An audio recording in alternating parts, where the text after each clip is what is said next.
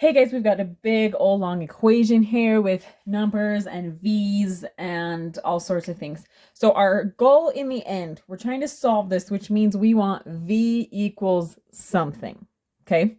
So how are we gonna do this? The first thing we want to do is get rid of these parentheses, okay? Now, normally when I'm working with parentheses, what you do is what's inside them first, but these aren't like terms, meaning I don't know what v plus 20 is, right? Because I don't know what v is, so I can't add those. But to get around that, we have the distributive property, which you've probably done before. It's when this 3 being written right next to these parentheses means it's being multiplied. And the distributive property tells me I can multiply 3 to that and to that. Okay, you've probably done it before.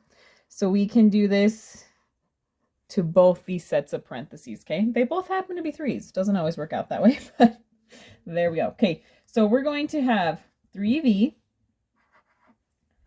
plus, I'm going to distribute this in. So 3 times 2v gives me 6v. 3 times 3 gives me 9, okay? So this just went to that, okay?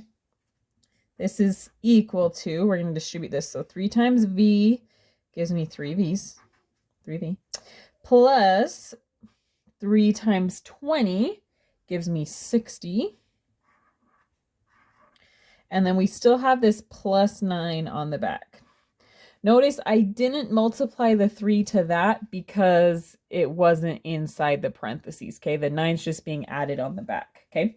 All right, now what I'm going to do is combine like terms, meaning put the v's together and the numbers together on each side first, okay? So these are like terms, the 3v and the 6v, and then these are like terms here, okay? So 3v plus 6v gives me 9v's, right? Plus 9, that's still there, equals 3v, that's just all it's lonesome over here. 60 plus 9, those are like terms. So I'm going to have 3v. 60 plus 9 gives me 69. Okay. All right, it's looking a bit more simple, right? But we still want it to just be v equals something, okay? So this is when I'm going to start. So far, we've just kept everything on its same side, right? But now I'm going to try to get all the v's together and all the numbers together. So one way to do that is I'm going to subtract 3v here because that's going to get rid of the v's over here.